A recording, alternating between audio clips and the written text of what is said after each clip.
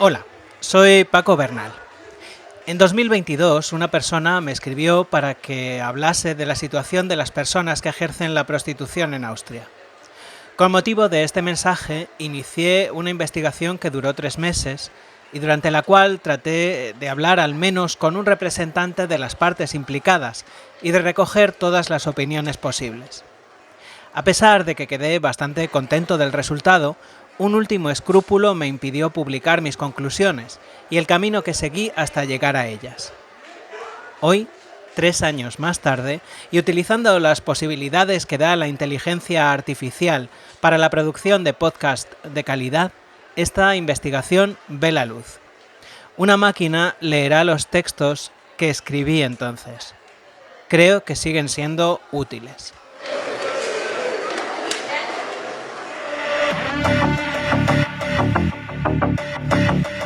Una investigación personal.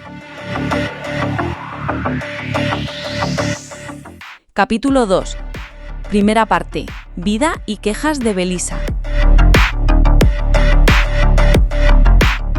Después de recibir los mensajes de Belisa y de comprobar que era una persona de carne y hueso, le ofrecí que nos viéramos y, eventualmente, grabar una entrevista.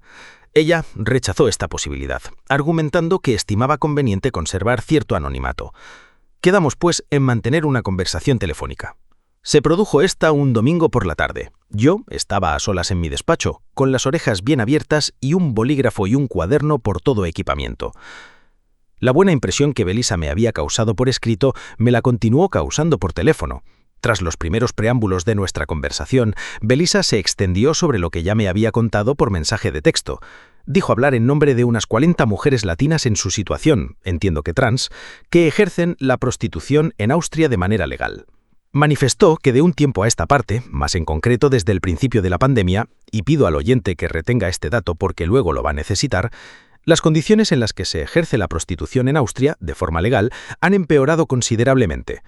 Ella lo atribuyó a 2 factores. En primer lugar, la injerencia de las mafias, que ejercían una competencia desleal al explotar a muchachas indefensas, a las que sometían a unas prácticas que detallaré más adelante, y a una progresiva incapacidad, dejación, de las autoridades, particularmente la policía, a la hora de ejercer los controles que marca la ley. Ya saben los lectores, las 3 preguntas a las que antes aludíamos: ¿cuándo, cómo y quién? Belisa sabía y sabe de lo que habla. Llegó a Europa hace, según mis cuentas, unos 20 años y ha ejercido la prostitución primero en España y luego, buscando más seguridad y unas condiciones mejores, en Austria. Está registrada legalmente y desde ese momento tiene la obligación de pasar por todos los controles médicos y sobre todo impositivos que la ley prescribe. O sea, como profesional a tiempo completo, también se puede ejercer la prostitución a tiempo parcial. Si se ganan menos de 450 euros, Belisa tiene que presentarse a los controles médicos todos los lunes. No hacerlo le supone una multa de 600 euros. Si en el curso de esos controles las autoridades médicas encontrasen que Belisa padece una enfermedad venérea o que se ha contagiado de VIH, ese hallazgo significaría que Belisa estaría incapacitada automáticamente para ejercer de manera legal. Los horarios legales en que Belisa y la compañera que trabaja con ella en el pequeño establecimiento que tienen para las 2 son de 24 horas en Viena y de 10 de la mañana a 12 de la noche en los pueblos. Esto no significa que Belisa o sus compañeras estén trabajando todo ese tiempo, sino que son los horarios en los que podrían, si quisieran, recibir a personas. Cada domingo, Belisa y su compañera cambian de población, con lo cual dejan el local que les sirve de lugar de trabajo, y por el que pagan una media de 700 a 1.500 euros, cantidad que, por supuesto, tienen que acreditar mediante la correspondiente factura como gasto que es necesario en su actividad productiva. En Austria, y de nuevo pido a la paciencia del oyente que retenga este dato, no está permitido ejercer la prostitución en viviendas particulares, y ello por algunas buenas razones. Buenas, naturalmente, desde el posibilismo que impregna toda la legislación austríaca al respecto, dado que la policía no puede entrar en un domicilio particular sin una orden de registro, y además porque, al ser la prostitución una actividad económica, la persona que impulsa esta actividad, o sea, el dueño del burdel o quien haga sus veces, tiene que ser capaz de proporcionar a las personas que trabajen para él o para ella, porque como es evidente también hay dueñas, las garantías sanitarias necesarias para que no enfermen como resultado de su trabajo. Desde el desconocimiento, y con todo el tacto del que fui capaz, le pregunté a Belisa sobre algunos otros aspectos de su día a día, por ejemplo, si había un determinado perfil de cliente. Me contestó Belisa que no, que entre los 18 y los 70 años hay hombres de todas las nacionalidades, de todas clases. Más arriba hablaba yo del más de 500.000 de personas, hombres cis, que presuntamente han pagado en Austria por obtener sexo. Otro factor que Belisa quería que yo expusiera, y como ella lo quería, así lo hago yo, es el limbo en el que se mueven, supuestamente, los hombres que ejercen la prostitución. Yo mismo pude comprobar que esto era así, ya que en las webs especializadas del ramo, las personas que ejercen la prostitución legalmente tienen todos los datos de contacto, en tanto que los que van por libre para sacarse unas perrillas ponen datos ambiguos, ejercen en apartamentos de alquiler para turistas, por ejemplo. La conversación con Belisa se desarrolló más o menos en estos términos. Segunda parte. El entorno de Paco se enfrenta a la idea de que Paco escriba sobre la prostitución. Nada más colgar el teléfono me di cuenta de que, a lo mejor, había hablado demasiado pronto y un poco a la ligera.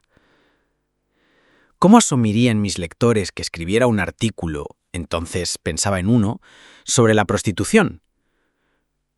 Se puso a funcionar eso que yo, para mis adentros, llamo el mecanismo de autosabotaje.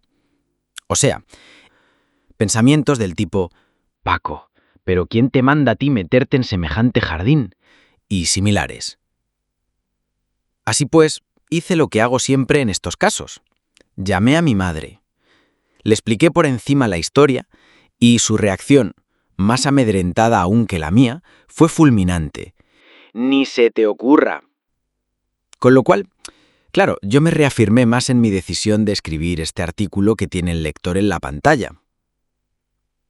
El caso de Belisa también me dio que pensar sobre la prostitución en sí.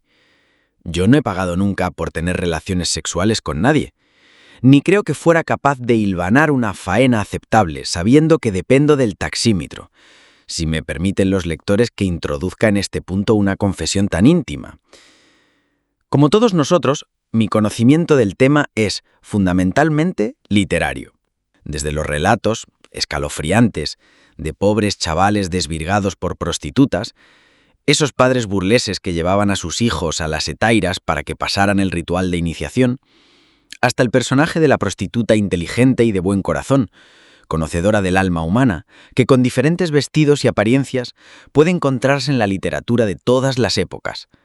Me viene a la mente la Briseis fiel de Yo Claudio. O la figura de la prostituta glamourizada, como por ejemplo en Pretty Woman, o la Holly Golightly de Desayuno con diamantes, pasando por las muchachas, a partir de los 14, que se prostituían en la Viena de entre siglos para poder llevarse a la boca un mendrugo de pan, y que luego llevaron a la figura literaria de Josephine Mutzenbacher, con cuyas aventuras varias generaciones de austriacos han probado la fortaleza de sus muñecas. Además, yo soy un hombre feminista. Decidí comentarle mis dudas a una amiga que me conoce bien. Reproduzco aquí el mensaje que me envió después de leer los primeros borradores de este reportaje. Este es un tema complejo y simple. Es simple entender que nadie debería tener derecho a acceder al cuerpo de una persona solo porque puede permitirse mercantilizarlo. Igual que no debe ser legal vender un riñón o un hígado, aunque sabemos que esto ocurra y que quien puede se salta las listas de espera y lo hace. La esclavitud, la venta de órganos, la gestación subrogada, la prostitución y el porno se basan todos en la posibilidad de cosificar y mercantilizar a las personas hasta el extremo. Por eso hay quien considera que todas estas actividades son trabajos, son meros servicios, y no es así.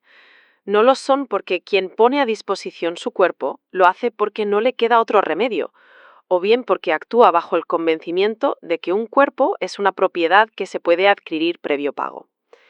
Está más que demostrado que quien ejerce la prostitución por elección ha pasado por una serie de abusos y situaciones que la llevan a desconectar, como quien tiene un estrés postraumático. Si te interesa el tema, te mando algún artículo. Hasta cuando se blanquea la prostitución. En películas como Pretty Woman se habla de esta disonancia. La protagonista, por ejemplo, no quiere que la besen en la boca. Pues bien, a mí esta me parece la parte más simple del problema.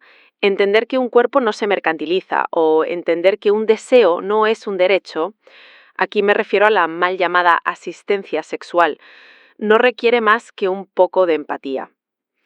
Tú dices que no te imaginas pagando, pero ni remotamente se te pasa por la cabeza ejercer, a todas las mujeres, repito, a todas, se nos puede convertir en prostitutas.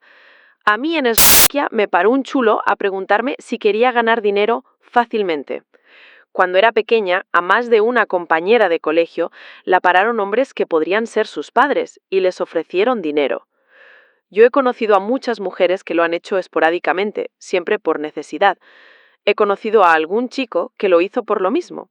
Y a toda esa gente o la habían violado de pequeña o en su casa. A mí tampoco se me ha pasado nunca por la cabeza ejercer, pero el chulo aquel vio una chica joven, casi siempre tienen menos de 25 años, y pensó que podía sacar un buen dinero de mí. Pues eso, esta es la parte simple de entender. La parte compleja es cómo hacer que esas mujeres entiendan que no están en un mercado, sino en un negocio que si no es ilegal, no compensa. Más del 85% de las personas prostituidas son víctimas de trata, porque es el negocio más lucrativo para las mafias. ¿Cómo si no se puede ofrecer sexo más cerveza y bratwurst al módico precio de 60 euros? Además, las recambian, las llevan de un lado a otro como a ganado, porque los puteros siempre quieren carne fresca, carne blanca, como se dice en eslovaco. ¿Y si estas mujeres deciden dejar de prostituirse? ¿Qué clase de protección social van a recibir? Y sobre todo, ¿va a dejar de haber hombres que se crean con el derecho a pagar por hacer lo que les venga en gana sin tener que preocuparse por quién tienen delante? Hay mujeres latinas regulacionistas, señoras con collares étnicos, pero muy de izquierdas, que dicen que la abolición solo persigue que haya más personal de servicio y precario disponible. Creen que prostituirse empodera porque vendes algo que es tuyo, mientras que limpiar el tigre de alguien es precariedad. El caso es que, como has visto, los riesgos laborales de la prostitución son altos y no acabo de ver que el regulacionismo los contemple. En fin, creo que para ayudar a Belisa y a sus compañeras hace falta que se descapitalicen los cuerpos y para eso hace falta acabar con la pobreza, la exclusión social y con el patriarcado, que no es poco, o como diría aquel maestro de la retórica, no es cosa menor, es cosa mayor. Te recomiendo que te leas La revuelta de las putas, en donde se explica perfectamente cómo llega una mujer a decidir libremente dedicarse a la prostitución. En fin, perdona la longitud. A mí que un hombre crea que pagar por sexo es como matar a alguien, me parece una manera para realmente empezar a terminar con el machismo y la misoginia. Como tercera medida, hice una llamada a Colombia. Allí, curiosamente en la misma ciudad en que nació Belisa, vive un amigo mío que también, amablemente, estuvo dispuesto a escuchar mis cuitas. Tercera parte. De Viena a Colombia y vuelta. Relaté la historia de Belisa a mi amigo residente en Colombia, confidente en 1000 batallas, consejero a quien aprecio, como en todos mis amigos, su enorme sensatez, y lo que era más importante para mí en esos momentos, periodista. Él, como mis otros amigos, me puso el tema muy negro. Me dijo que en cuanto se publicara lo que yo quisiera escribir, era previsible que se armase la gorda, y que si lo hacía bien, era incluso probable que nadie quedase contento y que al final me terminaran tirando los trastos a la cabeza, destino que aguarda a la mayoría de los mensajeros. Me aconsejó paciencia, y me indicó que lo mejor en estos casos es entrecomillar todo lo que se pueda, para que quede meridiano que, como se suele decir, las opiniones expresadas por los protagonistas de la historia no tienen por qué ser necesariamente las mías. Llegados a este punto, mis sentimientos eran, si cabe, más encontrados que al principio. Por un lado, me daba cuenta de que no tenía información de primera mano suficiente para hacer un trabajo serio. Las quejas de Belisa podían ser una percepción personal.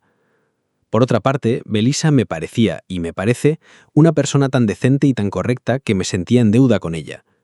Su elección de ponerse en contacto conmigo me hacía sentir el peso de la responsabilidad. También tenía el sentimiento de que estaba a medio camino y de que no me podía parar en aquel punto. Seguí recolectando opiniones. Mencioné a un matrimonio amigo el asunto en el que estaba metido y, como era previsible, se echaron también las manos a la cabeza. No por el tema, son gente que necesita algo más para escandalizarse, sino porque me quieren bien y tenían miedo por mi integridad física. No fueron los únicos, por cierto. Al mencionar las quejas de Belisa a alguien que durante una época de su vida utilizó con frecuencia los servicios de prostitutas, me advirtió severamente de que debía abandonar mi investigación o, en cualquier caso, no entrar demasiado a fondo en el tema. No quiero que te encuentren un día fiambre en el maletero de un coche.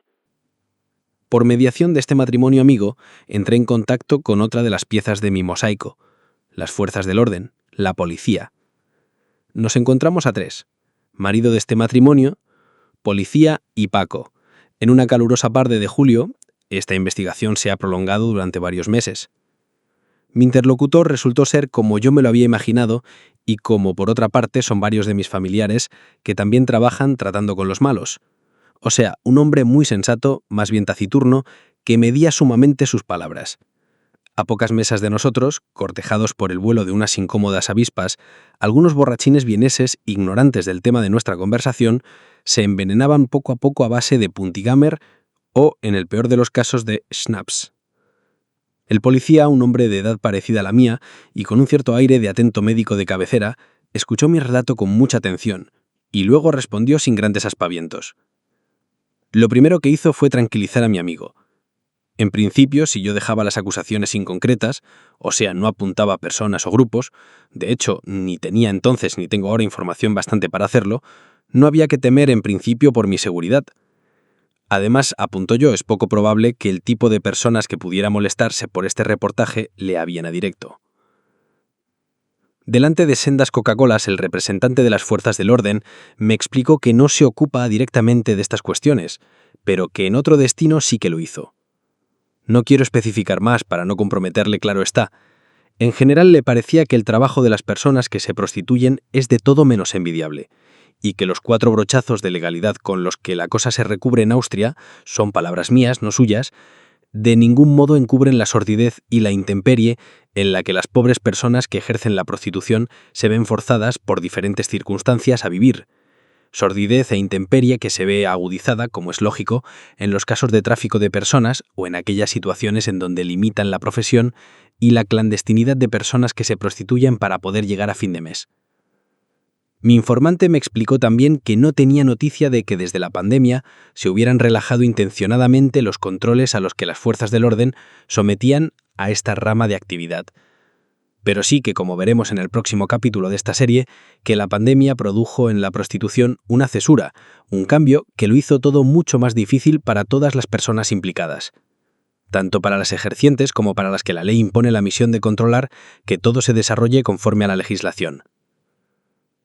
No es ajeno a esto que en la policía, como en todas partes, se está dando últimamente una fuerte carencia de personal, en parte por las jubilaciones impuestas por el imperativo biológico.